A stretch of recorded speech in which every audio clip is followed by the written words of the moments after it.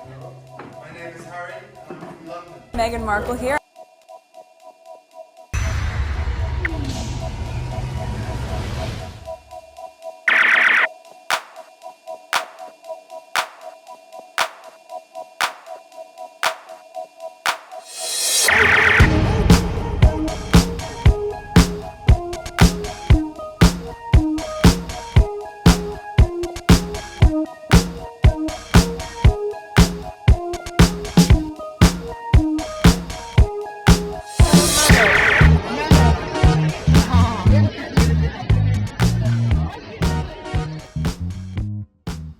Today is October 4th, 2024. It is exactly on the dot 7 a.m. Whatever I recorded this morning, I've already edited. It's rendering on my other computer, and then I will upload it later on PYTE. So I have some time. Now the tweets that I left earlier, I didn't record. I've added some more. I'm gonna try to see if I could record them tonight, this morning, because by 8 o'clock I need to give the computer. My husband is working from home, so I have the time. I thought I record it. Whenever I get the chance, I'll edit it. Okay, so let's look at the background, because I will be putting it on this channel. Unlike my last couple of videos, I wasn't sure where I want to put it, but this one definitely, it's gonna be over here, because it has nothing, well, maybe there's some reference to the Sussexes, but other than that, there's politics, there's other things. All right, so it will be over here. All right, so feel free to skip from this point on. I'm just gonna do some background check here. 4,439 subscribers, new subscribers, welcome. Estimate revenue, $79.59. Analytics, come on, hurry up. 1,006 views in the last 48 hours. Okay, so let's go on Twitter. On one video I did yesterday, and I said I will be coming back to this, the Meredith tweet. So I don't know if she did the review yet or whatever, but this tweet I was supposed to go over it, but the last couple of videos that I did, I didn't want to mix it up with the Sussex's work, Harry's work, and you know, the positive things. So these had to do with the Left Behinders. I think. Is it? I think it make reference to the Left Behinders. But anyway, let's focus on that. Alright, first tweet. I love that halfway through this piece, it's like, well, obviously Meghan is at home with the kids, and Harry has made it abundantly clear he won't bring his family to the UK right now. Then why did you run this story? Okay, so, okay, now I understand why I didn't want to put it with the other ones. Because the royal rats, while Harry is doing his thing, his engagement, he was in New York doing his thing, representing all of his charities and things he's interested in, and then now he's in Africa, and I think today is his last day. There was a piece that was put out asking, where's Meghan? Harry already told them he's not gonna bring his wife over there because it's not safe. All right, so this is why I probably didn't put it on the other. Is that the, okay, for a minute I thought that was the article. I didn't want to read the article, just the headline. Where's Meghan? Why Harry is going it alone. Going it alone. There has been a change in royal tack as the Sussexes are seen to go their own direction. I mean, these people can't get a no for an answer. Meghan is doing her own thing. I mean, why don't they focus on the other ones? The ones that the taxpayers are paying for. Why can't they pay attention to that? There was a tweet that I read while Harry was doing his engagement, I think in Africa. The tweet said something like, while Harry is doing the physical thing and Lesotho and South Africa, and then they sending images and information back to the US. Maybe it's Meghan who's updating the Sussex.com website, letting us know what they're doing and things like that, because every engagement that they do, their website is updated explaining what they are doing. So they like tag team. Okay, even though Meghan is not there physically with Harry, but she's still, doing, updating the website. It's just one tweet that I read, and it could be, I don't know. So I just thought I add that to this, because those people think just because Meghan is not there, she's not doing anything. Remember, and that when all four of them were on stage, where Meghan said, you know, she doesn't mind being in the background, you know, to do things and maximize, you know, her potential and things like that. Yes, I mean, I think that knowing that I've just been here for 3 months, right? And in that amount of time, but with that said, for me, it's very important to, once you hit the ground running, even if you're doing it quietly behind the scenes, which is what I've focused my energy on thus far, is meeting with the right people, meeting with the right organizations behind the scenes quietly, learning as much as I can so that I can maximize the opportunity we have here to really make an impact. So, yeah. On Monday night, Prince Harry bounded into the Well Child's Award in London with a smile and set about making a fuss of the children who had gathered to meet him. Oh, these people. Let me read some of this and then move on. Yeah, this is going to me and my Friday newsletter. So I thought before I started, actually, I went on her Twitter page to see if she did anything recent. I didn't see anything. Okay, they are trying so hard to erase her. The picture for this article says it all. They just want her to disappear. It's a short video of a photo slowly losing saturation. Okay. A lot of people I know here in the UK who are not extreme online and not necessarily royalists can't stand Harry and Meghan because they're always on the news. So I think this answers your rhetorical question, the toxicity they name Brent. Meghan minding her own business. I'm talking about her. Meghan then come out. Let me see what some people are saying. You choose to hate her because Meghan hasn't done a damn thing. Let's see. There's 6 comment here. Okay, they do realize that Meghan doesn't ask the British press to talk about her, right? LOL. Like the British press are the ones who are obsessed over her and reporting on every little thing they do. Okay, nope, they do not realize it. Every time Harry comes up in the news, my husband is like, oh God, okay. Let me respond to this crazy one. You know what? This is what I was gonna respond to her. Pause your screen. I don't have time. I'm gonna leave it for now. I didn't send it yet. I'm not sure if I want to send it, but let me go to the next tweet. These people are completely crazy. Meghan is minding her business, doing her own thing. The TV, whoever the producers are, decided to talk about her, put things about her. Meanwhile, she's 5,000 miles away, minding her business, taking care of her kids and stuff like that. And then people still have... This is completely chaotic. This is crazy. This is crazy. If people do not have the tendency, the impulse to know, I don't like this, therefore I'm not gonna watch this. Or I don't like to talk about her, therefore I'm not gonna talk about her. But they continuously talking about her, and yet they're saying things as if Meghan's supposed to... What was she supposed to do? She's a human being. She's living, breathing. With God's help, she will protect her from this cycle. This is insane. This is insane. Let's move on. Let me open a new tab because I'm not sure if I put in the wrong one. If I want to send that. All right, next tweet. All right, so now we are into a politics. This one is pretty long. So they're sentencing one of those people who's trying to mess up with our election. Breaking. Listen up, all you traitors. This is what American has in store for all of you. Tina Peters gets 9 years in prison. Quite literally, the greatest 10-ish minutes I've seen in quite some time. I'd encourage everyone to watch all of it. Okay, so it's 13 minutes. Screenshot, okay? I don't know how YouTube is going to treat that, even though this is public record thing.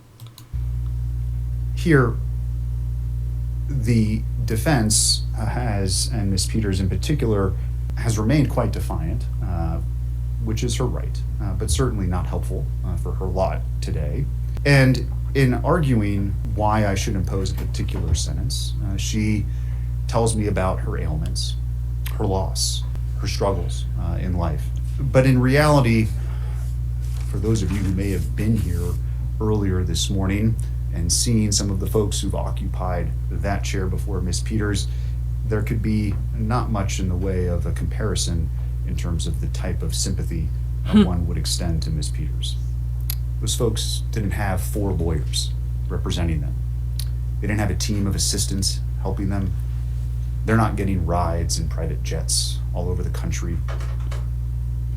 No, the people who sit in that chair suffer, generally speaking, immeasurable trauma in life, struggle mightily with alcohol abuse, substance abuse, mental health struggles, family loss. They come from broken homes. The cards they were dealt were never the cards that you were dealt, Miss Peters. So when I hear you discuss your husband, who sadly passed away recently, your family struggles, and your son, who served our country admirably and made the ultimate sacrifice, I consider it. And I know too that he honored his oath to the country, something that is not lost on me when considering the circumstances under which you find yourself here. Your age, limited criminal history, and the like are certainly somewhat mitigating. Your ties to the community are what they are, but your reputation at this point is poor because of what you've done here and after. Your lies are well documented, and these convictions are serious. I'm convinced you would do it all over again if you could. Wow. You're as defiant as a defendant as this court has ever seen. You don't have those histories of drug and alcohol abuse. There's no lifetime of trauma, not even close to the type of mitigating circumstances I would see from many folks who sit in that chair. No, to the contrary, Ms. Peters, you are a privileged person. Wow. You are as privileged as they come. And you use that privilege to obtain power, a following, and fame. And to be sure, there's no doubt in my mind that it's exactly what you wanted, and it defies all sense of common sense to believe when you suggested to me a few moments ago that you didn't want this attention. No, you crave it, ma'am. Wow. And there is no one in this courtroom who would consider that to be anything other than the absolute truth. But to get to the point of what it is that you did here, it's my impression distinctly that you never took your job of clerking particularly seriously. You didn't complete the certification. Wow. One scandal after another followed you in your time as the clerk. And ultimately, it was a belief that the echo chamber in which you live couldn't be wrong, among other things, that led you to do what you did here. This thought process, unfortunately, seems to consume so many in our country, regardless of race, gender, political affiliation, or the like, that what it is we hear and think can't possibly be wrong. Okay, so this has to do, I mean, you guys could look it up. I didn't follow it too much, but the thing that came to mind is that when the vice president was supposed to certify the voting after the election 2020, and I was like, he's the only one who followed the law, and he should be reprimanded, should be recognized for that and be thankful for that. Not knowing all the crazy stuff that we know now, all the crazy things that came out from the prosecutor and things like that, it wasn't really known, but I call it out the day of. But many of these people, I don't know her schooling background, her education, but the judge said she's pretty privileged. But the thing is that you have many of these young men. Some of them went to Ivy League school, top-notch colleges. But yet, they don't have the common sense to say, I'm not going to follow this guy. Where Trump is literally telling them to do stupid things, break the law. Look at till this day, this guy is not behind bars, and he's still trying to run for office. So this judge here, what's going on here, it's an example for those, because they had already positioned themselves to not certify the election, the upcoming election. So this is an example for them if they don't follow the rule of law. Okay, but let's continue. Wow, I'm only close to 4 minutes. It's 13 minutes and 5 seconds. Let's continue. There are many things in my mind that are crystal clear about this case. You are no hero, you abused your position, and you're a charlatan who used and is still using your prior position in office to peddle a snake oil that's been proven to be junk time and time again. Wow. In your world, it's all about you.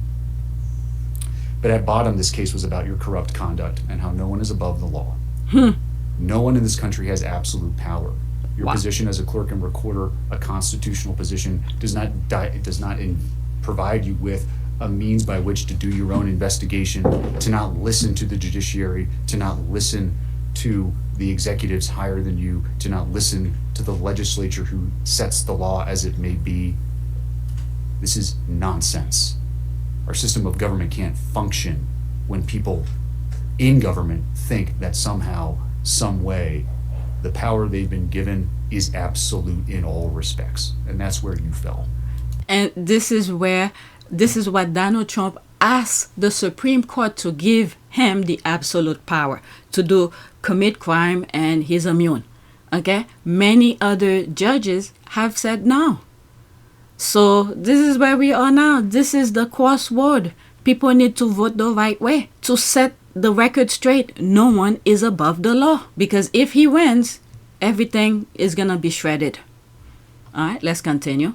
And this is what a lot of Americans are screaming. Even Republicans, some Republicans are screaming, saying, no, we need to follow the Constitution. This is our document. This is our guiding light to somewhat keep us somewhere in the boundary so we don't destroy each other. But if this guy goes in and destroy it, what do we have as a law? It's gonna be a mad country. People do whatever they want. Only him can have, prosecute people, but the little people who, who's being mistreated will not have a say at all. So no one is above the law. But let's continue. You have no respect for the checks and balances of government. You have no respect for this court. You have no respect for law enforcement. And you do not have respect for your fellow colleagues when you were a clerk and recorder who weren't lockstep in your beliefs. Period. Indeed, just weeks before trial, you were apparently doing what I mentioned earlier, that is, over at the clerk and recorder's office where you're not supposed to be, violating the protection order. Wow. By speaking to employees of that entity with your camera crew in tow. Wow. I didn't follow her, so I didn't know all of this were happening. You have no qualms with violating the court's orders because you're innocent, because you didn't do anything wrong. You were just doing your job. You have no problem trying to kick an officer. Your explanation about what happened is preposterous. It's on video. Wow. You have no problem lying to officers. It's happened multiple times. They're recorded conversations. It's just more lies. No objective person believes them. No, at the end of the day, you cared about the jets, the podcasts, and the people fawning over you. Wow. You abdicated your position as a servant to the Constitution, and you chose you over all else. Wow. Yes, you are a charlatan, and you cannot help but lie as easy it is for you to breathe. You betrayed your oath for no one other than you. And this is what makes Miss Peters such a danger to our community. It's the position she held that has provided her the pulpit from which she can preach these lies. The undermining of our democratic process, the undermining of the belief and confidence in our election systems. It's not about questioning it. No one says you can't question, you can't ask. It's completely different. And if you don't understand that distinction, then there's nothing I can say or do here today that will change your mind. So the damage that is caused and continue to be caused is just as bad, if not worse, than the physical violence that this court sees on an all too regular basis. And it's particularly damaging when those words come from someone who holds a position of influence like you. Every effort to undermine the integrity of our elections and public's trust in our institutions has been made by you. You've done it from that lectern the voting public provided you with. Everything you've done has been done to retain control, influence. The damage is immeasurable. Wow. And every time it gets refuted, every time it's shown to be false, just another tale is weaved. So I'll begin by saying I've considered all of those purposes of staying of an execution of a sentence. I've mentioned all of them here generally in my comments already, and I find that a stay of any sentence I impose would be wholly unwarranted. All cases have a possibility of reversal on appeal, no doubt. I'm at peace with all of the decisions I've made here. If anything, I gave you and your counsel far too much leeway at times, but the rulings I made came after much consideration, incredible amounts of internal debate, and I trust in accordance with the applicable law. I consider the sentence here, in this case, what are available to me. Probation. Community corrections wasn't requested, but it wouldn't be an option in any event, and an incarcerated sentence to the Department of Corrections. Probation's focus is rehabilitation. That is, for folks who have minimal criminal histories, low LSI scores like you, Ms. Peters, but where punishment isn't really on the table. It's about putting someone back in the community who's not a risk and giving them a chance to correct those things that brought them before me in the first place. Community corrections, which again isn't available, but nevertheless I'll mention, is another option that I could still order. It's much more stringent than probation, but it's not prison. And it's for folks who have even higher needs.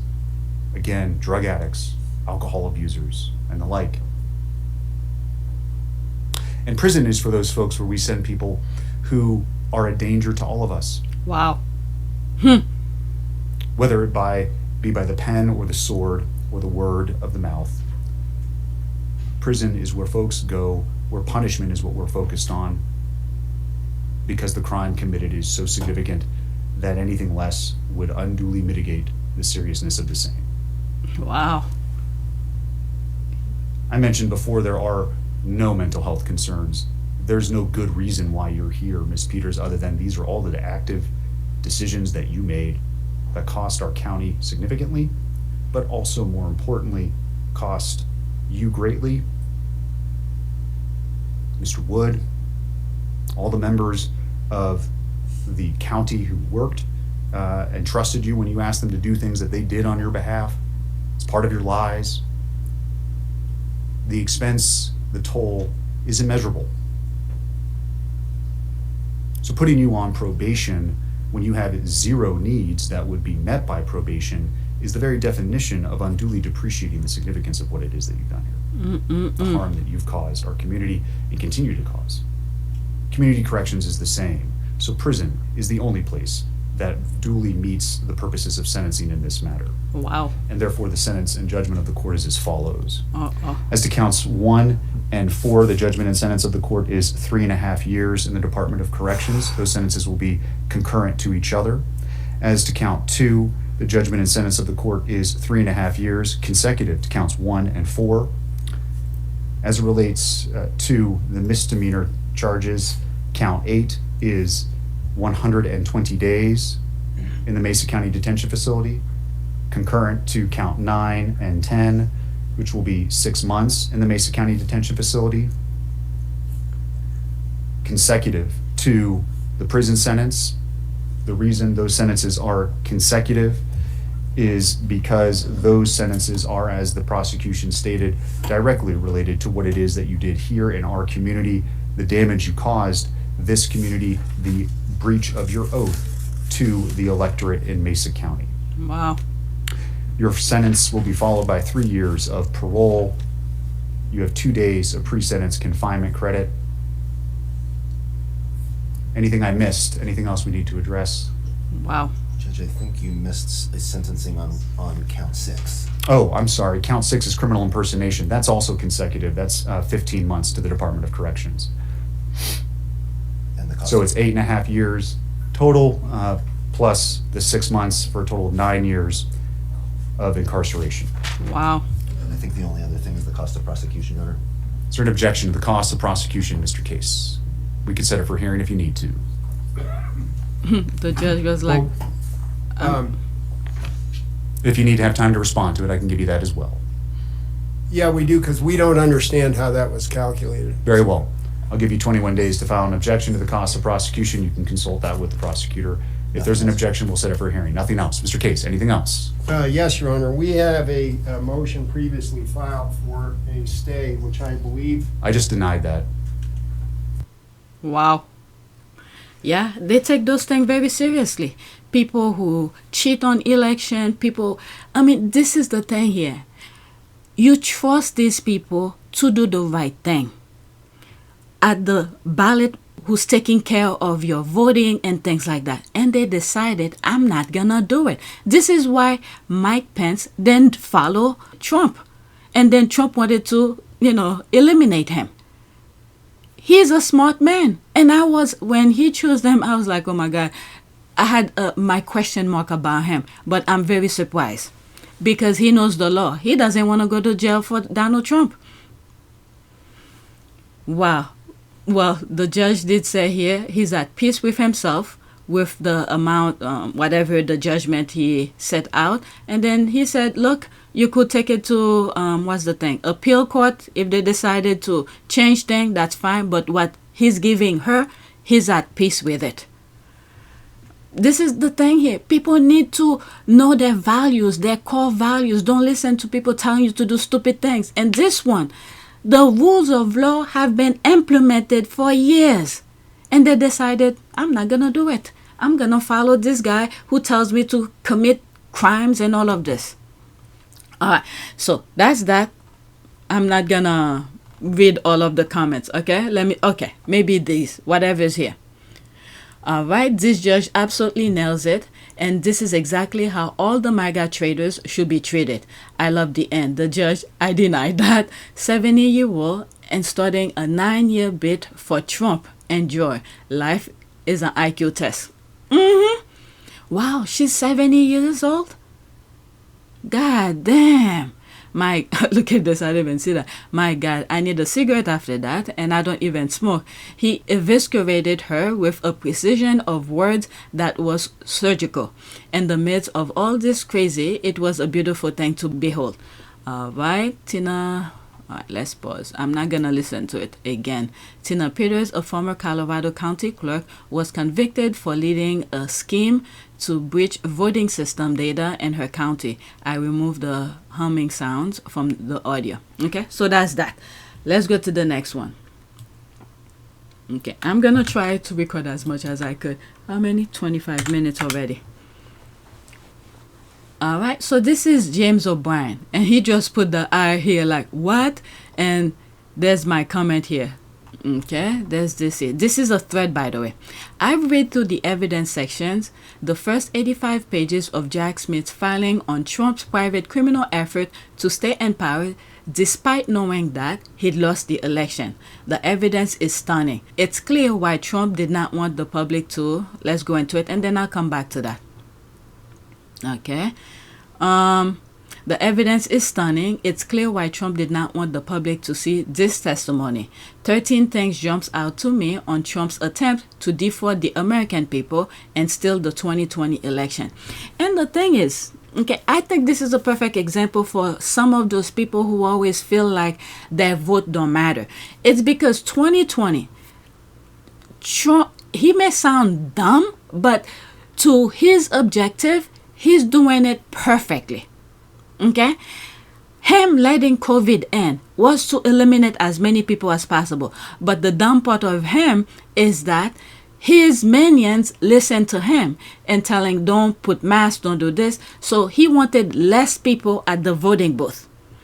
And then what happened is that more of his people died of COVID, and the smart people don't even bother listening to him. They put their mask on and go vote. And that's what I did. All right. So he was doing his thing step by step. And he had his minion in every station. Similar, like I said, in the UK, they have their the recycle system. They have their people on every basis to cover for them. So does Trump. He did. But what happened is that maybe some of them then follow too. Okay, but let's continue. 13 things jumps out to me on Trump's attempt to defraud the American people and steal the 2020 election. So let's go over it. Because I didn't read the thing. I heard it's how many pages? 180 or more? I don't know. But let's read this. 1. The evidence presented in Jack Smith's filing all comes from Trump's insiders under oath, people within Trump's circle of trust, Republicans dedicated to Trump's.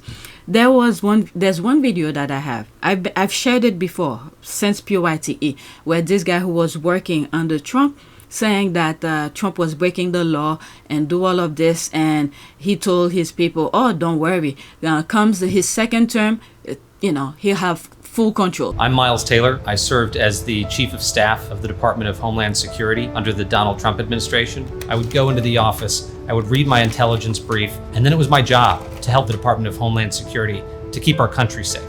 What we saw week in and week out, and for me after 2.5 years in that administration, was terrifying. We would go in to try to talk to him about a pressing national security issue, cyber attack, terrorism threat. He wasn't interested in those things. To him, they weren't priorities. The president wanted to exploit the Department of Homeland Security for his own political purposes and to fuel his own agenda. The California wildfires. On a phone call with the Federal Emergency Management Agency, he told FEMA to cut off the money and to no longer give individual assistance to California. He told us to stop giving money to people whose houses had burned down from a wildfire because he was so rageful that people in the state of California didn't support him and that politically it wasn't a base for him. The policies at the border, he wanted to restart zero tolerance and separate families. He said he wanted to go further and have a deliberate policy of ripping children away from their parents to show those parents that they shouldn't come to the border in the first place. A lot of the time, the things he wanted to do not only were impossible, but in many cases illegal. He didn't want us to tell him it was illegal anymore because he knew that there were, and these were his words,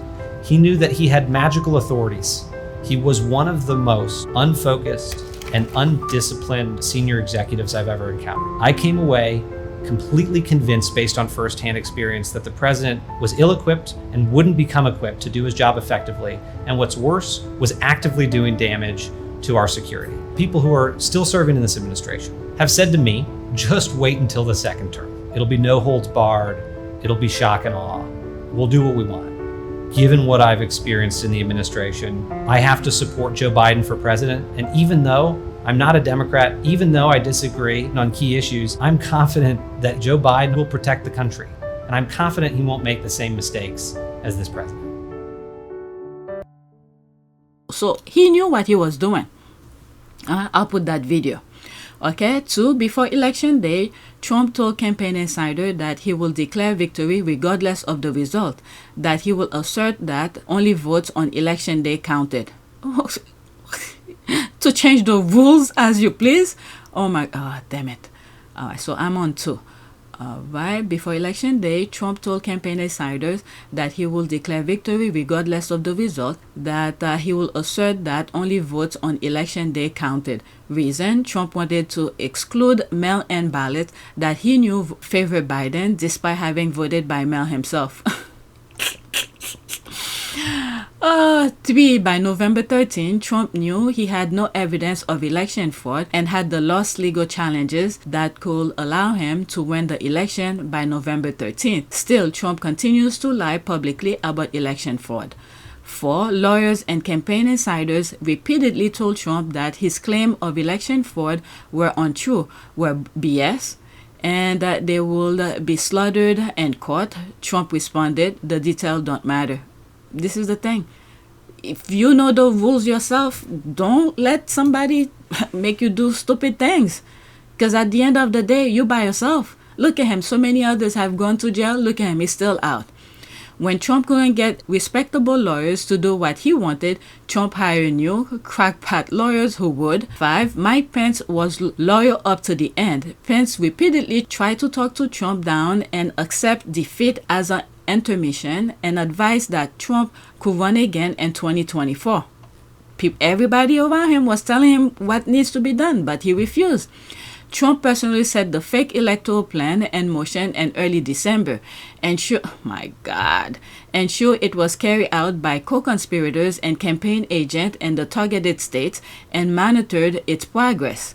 7, many fake electors and the fake electors plot were conned. Alternate electors were told that they will only be used if Trump prevailed in legal cases, and when others figured out what they were doing was illegal, they were replaced. Wow. It was a scramble. I'm telling you, in order for democracy to work, people have to participate. So those people, the smart one, when they see stupidities happen, it's about voting, I'm out of there. I don't want to deal with that. But those, I don't know. It was a scramble up to December 14 to get fake electors assembled and fake documents signed. Trump was repeatedly updated during the entire process and gave public tweets saying the election could not be certified to provide cover for these fake electors. 8. Pence repeatedly refused to go along with the fake elector scheme. On January 1st, Trump told Pence, hundreds of thousands of people are going to hate your guts. You're too honest. Wow. I guess that's a badge of honor he should carry with him. But I will still not vote for him though. Okay, as Trump pressure campaign on Pence ramped up, Pence kept notes at one point, having 5 pages of contemporaneous notes from a meeting of all the batshit crazy stuff Trump was asserting and how Trump wanted Pence to throw out the lawful certification. On January 5th, when Pence refused, yet again, Trump threatened Pence, I'm going to have to say you did a great disservice. Alright, 10. Trump knew Pence had refused repeatedly to go along with the fake electoral scheme when Trump issues a public statement on January 5th, a lie giving false hope to supporters attending the rally on January 6th. The vice president and I are of total agreement that the vice president has the power to act. When Trump spoke at the Ellipse on January 6, he knew Pence wouldn't throw out the legally certified electors. What I'm thinking here now, I didn't know any of these. Why back then, like around 2021, why did I feel like Pence, I don't know, it's an internal thing that I'm going through. How did I feel like this is what was going on? Okay, let me leave that alone. I'll battle with myself later. Okay, Trump knew his only hope to delay the certification of Joe Biden as president is the angry mob before him, which is why Trump encouraged them to march down to the Capitol. Okay, Trump encouraged them to march down to the Capitol. Trump lied to the crowd about false election claim. Trump lied to the crowd that state didn't mean to certify and wanted their certification back. Oh my God. Okay, 12. Trump watched the mob attack the Capitol on TV. Even after the attack, when Trump learned that certification would still proceed later that night, around 7 p.m., Trump directed redacted to make phone calls to Republican senators to try to stop certification. Jack Smith has a voicemail of those messages. Oh my God. What? 13. It's still shocking how close America came to losing our democracy on January 6, 2024. Trump's coup nearly succeeded. Utterly shocking to see this evidence laid out and realize that corrupt judges and Supreme Court of the United States have kept Trump from being held accountable for his crime up to now. When you see this mountain of evidence, it sure looks like Trump isn't running to help America. He's running to make this case go away and stay out of jail. Yeah, I mean, everybody knew that. All right, you can read the evidence Jack Smith has assembled for yourself. Okay, what I'm going to do, I'm going to click on it, put the link in the description. Whoever has time, 165 pages, okay? You guys could go and read it. All right, let me read some of the comments. Sincerely, I'm confused how the Supreme Court has protected Trump on these indictment issues. It seems their ruling was needed to actually clarify and draw the line between protection when acts are related to his job and acts that are clearly not. Wasn't it generally? That's some good question. Oh shit, I hate when I click on it and I lose where I'm at. Protection when acts are related to his job and acts that are clearly not. Wasn't it generally unclear, debatable if a president had immunity? Then their ruling helps strengthen this and future cases against a tyrannical president and protect others. Okay, let's see here. I was thinking of something. Let me pause. The thing I'm thinking is that it's yes and no. That's something they have against the some judges. But what I think, forget the one, she's not Supreme Court, but in Florida, okay, that threw out Trump's case. So forget her. But for the Supreme Court, they were trying to remain somewhat neutral, but at the same time, give Trump what he needs, but at the same time, and hoping the lower judges to set motion for different things so they could, I don't know, it's hard to explain. But at the same time, you know, we've heard so many things that they're paying, taking some special trips and all of that. So they got them in some shape or form. I don't know. Let me not go there because I'm not in the legal field to analyze those steps here. Okay, recall that Special Counsel Jack Smith asked Supreme Court of the United States to weigh in on Donald Trump's claim of presidential immunity on December 11, 2023. Smith requests that the court bypass the usual appeal process and immediately address whether Trump can be prosecuted for efforts to overturn the 2020 election.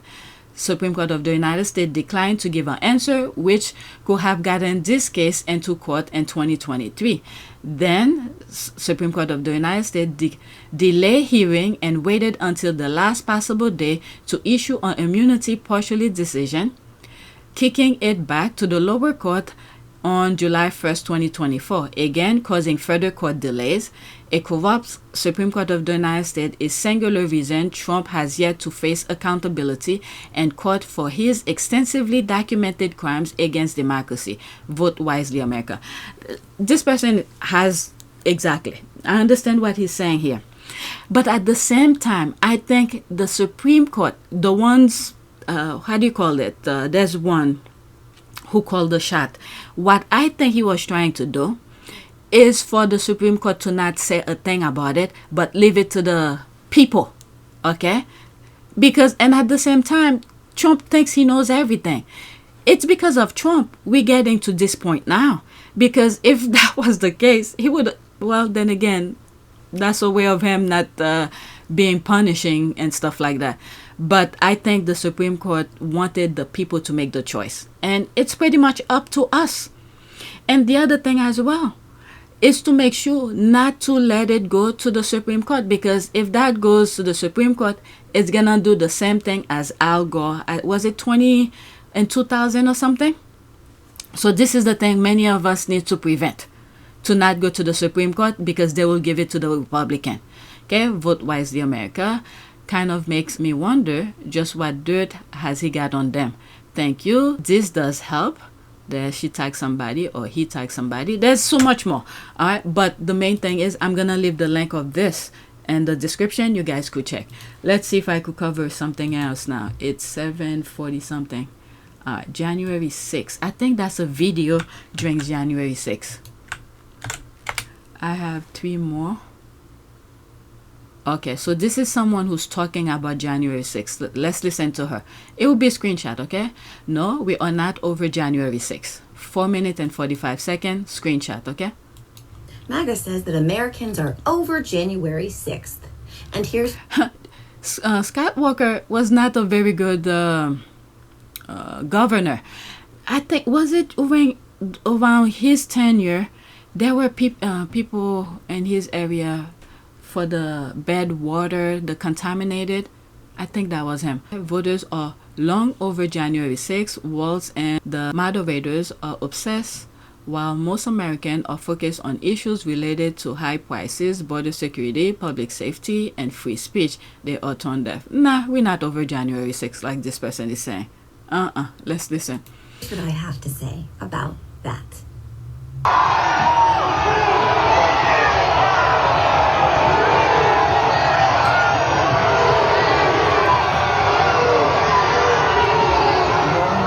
Changing some of that West Carolina for backup.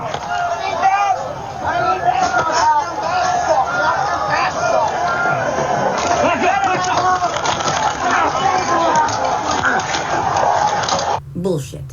We're not over it. We're never going to be over it. We shouldn't ever be over it. We can't forget it, and we won't forget it, because then we will be doomed to repeating it. And none of us is going back to that crazy shit ever again.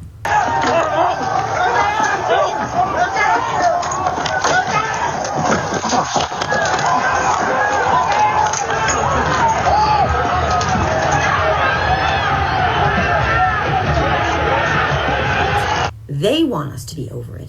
They want us to move on. They have tried every crazy, stupid idea their addle-pated cultist lizard brains could come up with to rewrite the reality of that day. And here's the thing about that. We aren't stupid, and we know what it was and what it was not. January 6th was not a regular tourist visit. It was not legitimate political protest. It was not peaceful or patriotic. It wasn't perpetrated by the deep state, the FBI, Antifa, drag queens, or a bunch of rabid furries. Those who attacked the Capitol are not heroes, patriots, or warriors, and Ashley Babbitt is not a martyr. It was a violent and deadly domestic terror attack intended to assuage the battered ego of a madman loser, and it was fueled by the proliferation of lies and conspiratorial propaganda, all in an effort to stop the certification of the 2020 election, which he lost. It was incited by Donald Trump, perpetrated by his rabid cult, and it claimed the life of Ashley Babbitt because she chose to threaten the lives of members of Congress, and she was stopped in that effort by a police officer's bullet. No matter how many times MAGA tries to rewrite the events of that day, no matter how they water it down, downplay, or diminish it, we still have the truth. We still have what we saw with our own eyes, what we heard with our own ears. We can still see the physical scars, and we can feel the emotional trauma the officers on the ground that day carry with them as we speak. There was a physical attack on the citadel of our democracy, and it was horrific. But it was the intentional and deliberate attack on the bedrock principles of our democracy itself, which has forever scarred this nation. Yes, we ultimately prevailed that day. The attack was thwarted, the physical threats were put down, and the rioters are in jail. But the threat has not gone away. It's more emboldened than ever. It's closer to power now than it's ever been. It's in the speaker's suite and on the debate stage. They're telling lies, weaving narratives, repainting reality, and spinning the truth into their own version of events. And it's all designed to achieve the same end today as it was on that cold January day 3 years ago. They want to destroy American democracy. They know it no longer serves them and that it will no longer reward them with power. So they want to dismantle it. That's right. But we, the people, will not stand for that. We will hold tight to the truth. We will trust our own eyes and ears, and we will never ever forget what was done that day or lose sight of what they are trying to do right now as we speak. What happened in Washington, D.C. on January 6th, 2021 is not a matter of opinion. It's not open to interpretation. They were peaceful people. These were great people. The crowd was unbelievable, and I mentioned the word love, the love in the air. I've never seen anything like it. It was a strike against who we are as a nation, against who we want to be. And that is why we must never, ever, ever let it happen again. Oh, and we'll get over January 6th when MAGA gets the fuck over losing the goddamn Civil War.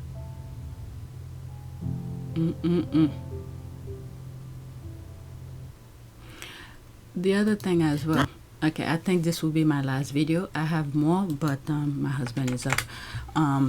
The thing that I was gonna say is that when you look at some of the things that I've said back in 2020, some of them are on Pure YTE. I didn't have this channel at that time. I was saying that these things been going on for a very long time. The same group of people, the Heritage Foundation, all of them, they've been at it, doing it quietly under the radar, taking democracy away. Many people did not see it. The only group that saw it were the minorities because it was there to punish them. And this is the group that put, so far, we don't know how majority of American, it seems promising. Okay, what is being said, so many people are seeing the truth now. It seems promising, but we don't know.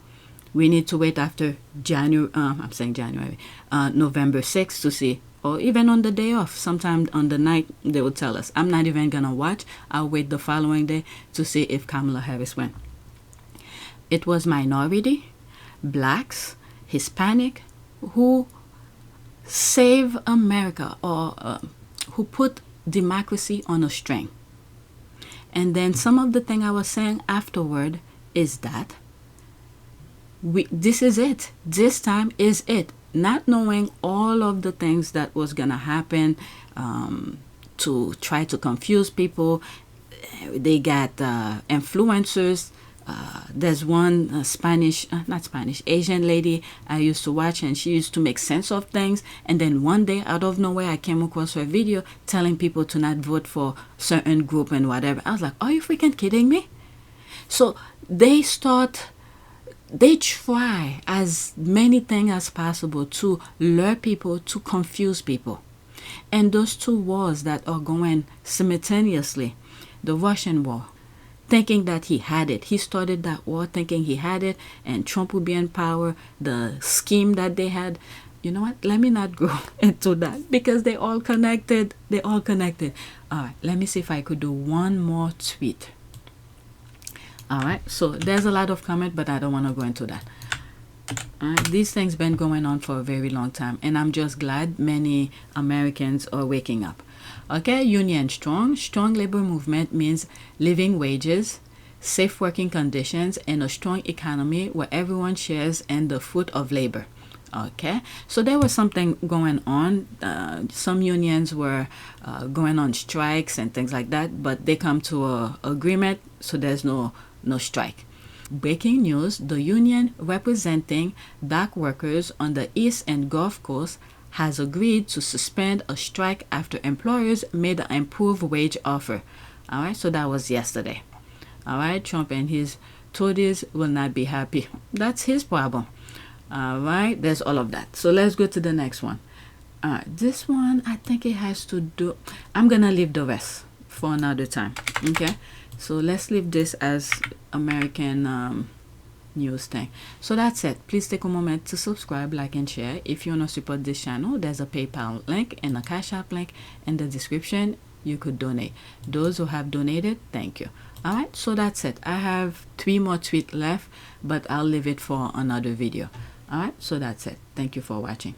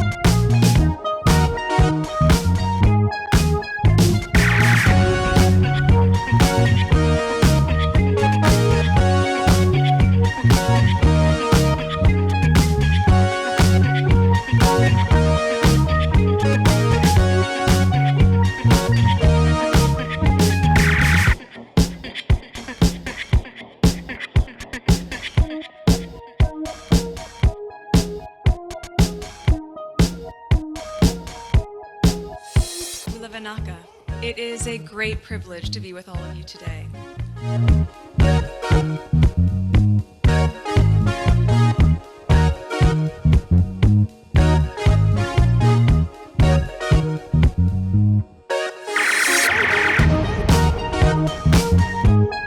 You know, we ask for forgiveness and please come back.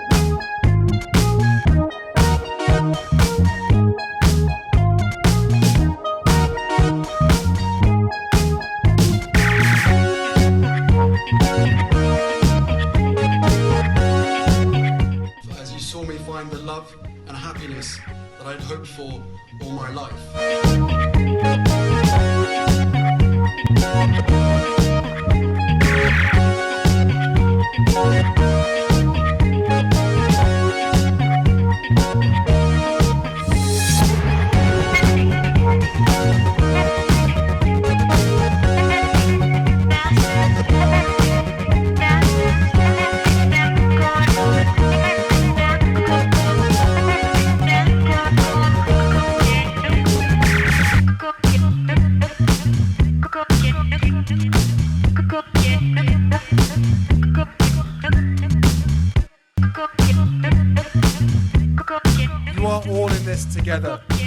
And, if I may speak personally, we are all in this together. Because asking for help was one of the best decisions that I ever made. You will be continually amazed how life changes for the better.